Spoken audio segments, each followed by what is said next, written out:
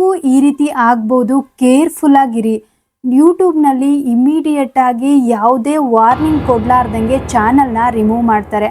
ನಾನಿಲ್ಲಿ ಪಕ್ಕದಲ್ಲಿ ಹಾಕಿರ್ತೀನಿ ನೋಡಿ, ಇವರು ನನಗೆ ಕಮೆಂಟ್ ಮಾಡಿದರು, ನಿನ್ನೆ ನನ್ನ ಚಾನಲ್ಲು ಇಮಿಡಿಯೇಟ್ ಆಗಿ ಡಿಲೀಟ್ ಆಗಿದೆ, ನಂದು ಯಾವುದೇ ಕಾಪಿರೈಟ್ ಇಲ್ಲ, ಕಾಪಿರೈಟ್ ಕ್ಲೈಮ್ ಇಲ್ಲ, ಯಾವುದೂ ಇಲ್ಲ, ನನಗೆ ಯಾವುದೇ ಸ್ಟ್ರೈಕ್ ಸಹಿತ ಬಂದಿಲ್ಲ, ಆದರೂ ನನ್ನ ಚಾನಲ್ಲು ಡಿಲೀಟ್ ಆಗಿದೆ. ನಿಮ್ಮದು 10,000 ಇರಲಿ, 1,00,000 ಸಬ್ಸ್ಕ್ರೈಬರ್ಸ್ ಇರಲಿ, ಇವತ್ತು 1,00,000 ಸಬ್ಸ್ಕ್ರೈಬರ್ಸ್ ಇದೆ ಅಂದರೆ ನಾಳೆ 0 ಆಗಿರುತ್ತೆ. ಅದಕ್ಕೆ ಕಾರಣ ಏನು? ನೀವು ಎಲ್ಲೆಲ್ಲಿ ತಪ್ಪು ಮಾಡ್ತಾ ಇದ್ದೀರಾ, ಯಾವುದಾದ್ರೂ ಮಿಸ್ಟೇಕ್ ಮಾಡ್ತಾ ಇದ್ದೀರಾ, ಈ ರೀತಿ ಏನಾದರೂ ಸಡನ್ನಾಗಿ ಚಾನಲ್ನ ಡಿಲೀಟ್ ಮಾಡುವಷ್ಟು ಮಿಸ್ಟೇಕ್ನ ಏನು ಮಾಡಿದ್ದೀರಾ, ಯಾಕೆ ನಿಮ್ಮ ಚಾನಲ್ಲು ರಿಮೂವ್ ಆಗ್ತಾ ಇದೆ, ಇದನ್ನೆಲ್ಲ ಈ ವಿಡಿಯೋದಲ್ಲಿ ಕಂಪ್ಲೀಟಾಗಿ ಹೇಳ್ತೀನಿ. ವಿಡಿಯೋಲು ಸ್ಕಿಪ್ ಮಾಡೋದಕ್ಕೆ ಹೋಗಬೇಡಿ. ಪ್ರತಿಯೊಂದು ಪಾಯಿಂಟು ತುಂಬಾ ಇಂಪಾರ್ಟೆಂಟು. ಎಲ್ಲದನ್ನು ನೆನಪಲ್ಲಿ ಇಟ್ಕೊಂಡು ನೀವು ಕಂಪ್ಲೀಟಾಗಿ ಅದನ್ನು ಚೆಕ್ ಮಾಡ್ಕೊಳ್ಳಿ. ನೀವೇನಾದರೂ ಕಾಪಿರೈಟು ಮ್ಯೂಸಿಕ್ನ ಆ್ಯಡ್ ಮಾಡಿರ್ತೀರಾ. ಇವಾಗ ವಿಡಿಯೋಸ್ಗಳನ್ನ ಕ್ರಿಯೇಟ್ ಮಾಡುವಾಗ ಮ್ಯೂಸಿಕ್ಗಳನ್ನ ಆ್ಯಡ್ ಮಾಡ್ತೀವಲ್ವ, ಅಲ್ಲಿ ಮ್ಯೂಸಿಕ್ಗಳನ್ನ ಆ್ಯಡ್ ಮಾಡುವಾಗ ನೀವು ಯೂಟ್ಯೂಬ್ನಲ್ಲಿರುವಂಥ ಮ್ಯೂಸಿಕ್ಗಳನ್ನ ತಗೊಂಡ್ರೆ ನಿಮಗೆ ಕಾಪಿರೈಟ್ ಅಂತೇಳಿ ಬರಲ್ಲ. ಆದರೆ ಯೂಟ್ಯೂಬ್ನಲ್ಲಿ ಬಿಟ್ಟು ನೀವು ಬೇರೆಯವ್ರದ್ದು ಯಾರ್ದೋ ವಿಡಿಯೋಸ್ಗಳನ್ನ ಡೌನ್ಲೋಡ್ ಮಾಡ್ಕೊಂಡ್ಬಿಟ್ಟು ಅಲ್ಲಿಂದ ಏನಾದರೂ ನೀವು ವಿಡಿಯೋಸ್ಗಳಿಗೆ ಮ್ಯೂಸಿಕ್ನ ಆ್ಯಡ್ ಮಾಡ್ತಾ ಇದ್ದೀರಾ ಅಂತಂದರೆ ಆವಾಗ ಕಾಪಿರೈಟ್ ಅಂತ ಹೇಳಿ ಬರುತ್ತೆ. ಅದನ್ನು ನೀವು ಕ್ಲೈಮ್ ಮಾಡ್ಕೊಳ್ಬೋದು. ಕ್ಲೈಮ್ ಮಾಡ್ಕೊಳ್ಳೋದ್ರ ಬದಲು ನೀವು ಇವಾಗ ಏನು ಮಾಡಬೇಕು ಅಂತ ಅಂದರೆ, ಯೂಟ್ಯೂಬ್ನಲ್ಲಿ ಸಿಗುವಂಥ ಮ್ಯೂಸಿಕ್ಗಳನ್ನ ನೀವು ಆ್ಯಡ್ ಮಾಡೋದ್ರಿಂದ ನಿಮಗೆ ಆವಾಗ ಕಾಪಿರೈಟ್ ಅಂತ ಹೇಳಿ ಬರಲ್ಲ. ಇದೇನಾದರೂ ಮಿಸ್ಟೇಕ್ ಮಾಡಿದ್ದೀರಾ ಅಂತ ಹೇಳಿ ಒಂದ್ಸಲಿ ಚೆಕ್ ಮಾಡಿ. ಆಮೇಲೆ ರೀಯೂಸ್ಡ್ ಕಂಟೆಂಟ್ಗಳನ್ನ ನೀವು ಯೂಸ್ ಮಾಡೋದಕ್ಕೆ ಹೋಗ್ಬಿಡಿ.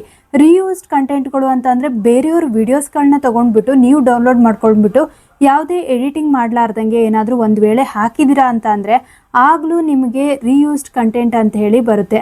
ಇದನ್ನು ನೆನಪಲ್ಲಿ ಇಟ್ಕೊಳ್ಬೇಕು. ಬರೀ ವಿಡಿಯೋಸ್ನ ಮಾತ್ರ ಅಲ್ಲ, ಬೇರೆಯವರ ಆಡಿಯೋ ತೊಗೊಂಡ್ಬಿಟ್ಟು ನೀವು ಡೈರೆಕ್ಟಾಗಿ ನೀವು ಅಪ್ಲೋಡ್ ಮಾಡಿದ್ದೀರಾ ಅಂತಂದರೆ ಆಗಲೂ ರೀಯೂಸ್ಡ್ ಕಂಟೆಂಟ್ ಅಂತ ಹೇಳಿ ಬರುತ್ತೆ.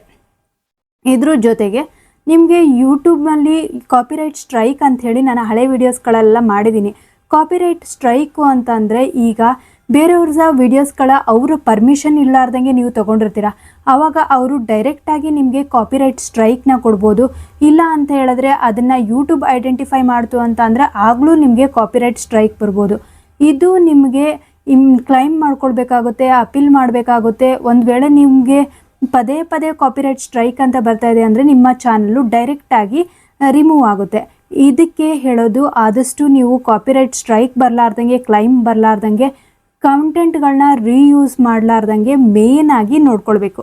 ಇವು ಮೇನ್ ಥಿಂಗು, 3 ಮೇನ್ ಥಿಂಗು ನೀವು ಮಾಡಲೇಬೇಕು.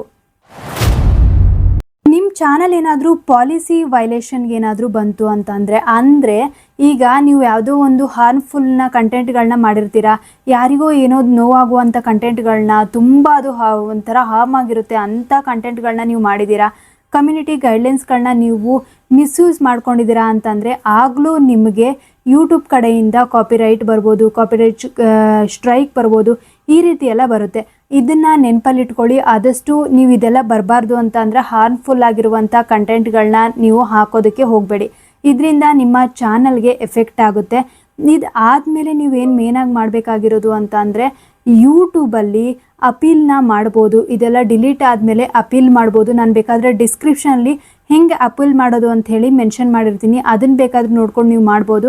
ಅದು ಆಗಲಿಲ್ಲ ಅಂತ ಅಂದರೆ ನೀವು ಒಂದ್ಸಲಿ ಚೆಕ್ ಮಾಡಿಕೊಂಡು ಅಪೀಲ್ ಮಾಡೋದು ಹೇಗೆ ಅಂತೇಳಿ ಒಂದು 2-3 ಸಲ ಆದರೂ ಅಪೀಲ್ ಮಾಡಿ. ಒಂದ್ಸಲಿ ಮಾಡಿ ಅದು ರಿಜೆಕ್ಟ್ ಆಯಿತು ಅಂತಂದರೆ ಇನ್ನೊಂದ್ಸಲಿ ಬೇಕಾದರೆ ಅಪೀಲ್ ಮಾಡ್ಬೋದು. ಈ ರೀತಿ ಮಾಡೋದ್ರಿಂದ ನಿಮ್ಮ ಚಾನಲ್ನ ನೀವು ಸೇಫಾಗಿ ಇಟ್ಕೊಳ್ಬೋದು.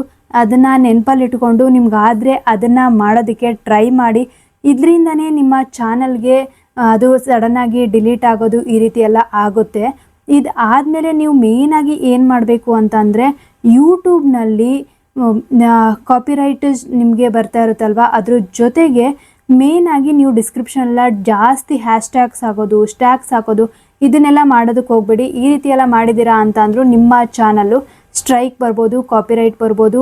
ಕಮ್ಯುನಿಟಿ ಗೈಡ್ಲೈನ್ಸ್, ಯೂಟ್ಯೂಬ್ನಲ್ಲಿರುವಂಥ ಗೈಡ್ಲೈನ್ಸ್ಗಳನ್ನ ಮಿಸ್ಯೂಸ್ ಮಾಡ್ದಂಗೆ ಆಗುತ್ತೆ. ಇದನ್ನೆಲ್ಲ ನೀವು ನೆನಪಲ್ಲಿ ಇಟ್ಕೊಂಡು ಯೂಟ್ಯೂಬ್ ವಿಡಿಯೋಸ್ಗಳನ್ನ ಕ್ರಿಯೇಟ್ ಮಾಡಿ. ಈ ವಿಡಿಯೋ ಒಂದು ವೇಳೆ ನಿಮಗೆ ಹೆಲ್ಪ್ಫುಲ್ ಆಯಿತು ಅಂತ ಅಂದರೆ ನನ್ನ ಚಾನಲ್ನ ಲೈಕ್, ಶೇರ್ ಹಾಗೆ ಸಬ್ಸ್ಕ್ರೈಬ್ ಮಾಡೋದನ್ನು ಮರಿಬೇಡಿ. ಆದಷ್ಟು ಲೈಕ್, ಶೇರ್ನ ಮಾಡಿ, ಸಬ್ಸ್ಕ್ರೈಬ್ ಮಾಡಿ. 2 ಬೈಟ್ಸ್ ಕನ್ನಡ ಚಾನಲ್ನ ಸಪೋರ್ಟ್ ಮಾಡಿ. Thanks for watching.